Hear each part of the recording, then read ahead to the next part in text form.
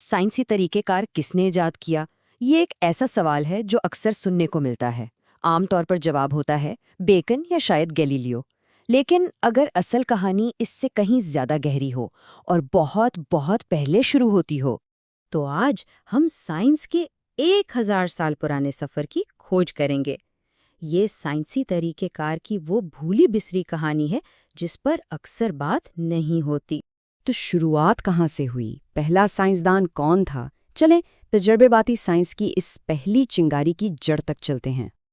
देखें, हमारी कहानी शुरू होने से पहले साइंस का दारोमदार था यूनानी तरीके पर, यानी खालिस दलील और बहस मुबाहिसा। लेकिन फिर एक बिल्कुल नया नज़रिया सामने आने वाला था। एक ऐसा तरीका जो सिर्फ बातों पर नहीं बल्कि मुशाहिदे और बाकायदा तजुर्बात पर मबनी था, जिसका मकसद कायल करना नहीं बल्कि ठोस साबित शुदा हक़ाइक़ तक पहुंचना था। और यहीं से हमारी कहानी में एंट्री होती है हमारे मरकजी किरदार की, इब्न हैसम की।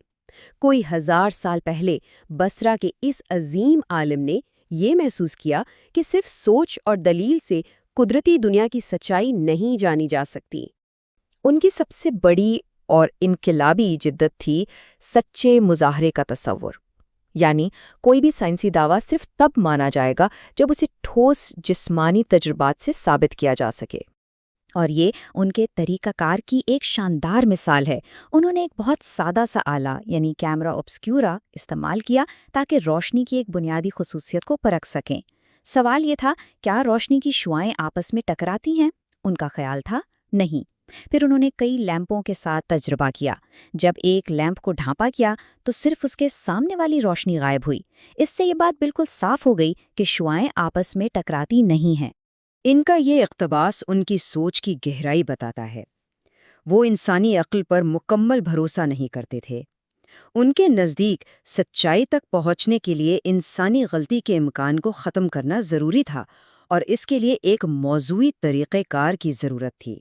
तो जाहिर है इतना बड़ा इनकलाबी ख्याल एक जगह पर तो नहीं रह सकता था। आइए देखते हैं कि इल्म का ये सफ़र मशरिक से मगरिब तक कैसे पहुंचा।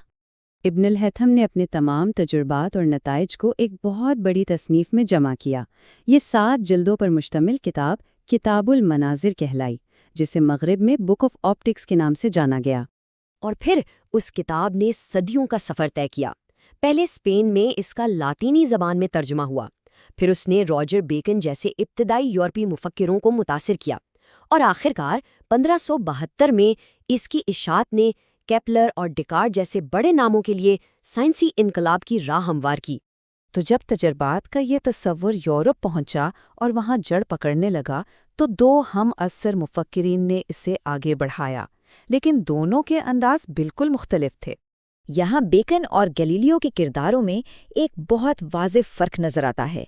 बेकन साइंस को एक इदारे के तौर पर मुनज़्ज़म करने का विजन दे रहे थे, जबकि गैलीलियो खुद मखसूस साइंसी मसाइल पर गहराई से काम करके अमली मिसाल कायम कर रहे थे।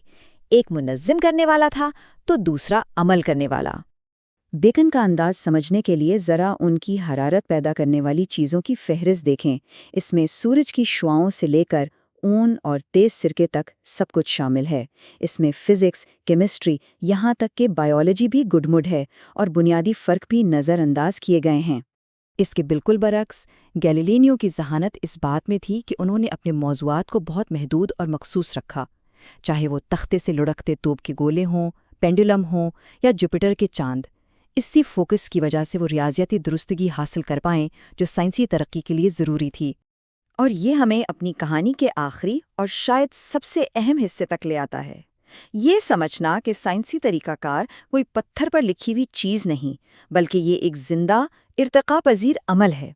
पूरे 800 साल तक इब्न अल-हैसम का ये नतीजा एक नाकाबिले तरदीद हकीकत माना जाता रहा कि रोशनी की शुआएं एक दूसरे से टकराती नहीं। लेकिन फिर कहानी में एक ज़बरदस्त मोड़ आता है।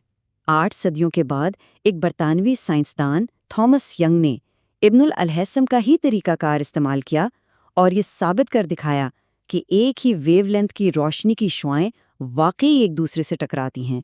ये उस तरीकाकार की खुद को दुरुस्त करने की सलाहियत का सबसे बड़ा सबूत था। तो इस सब का असल मतलब क्या है?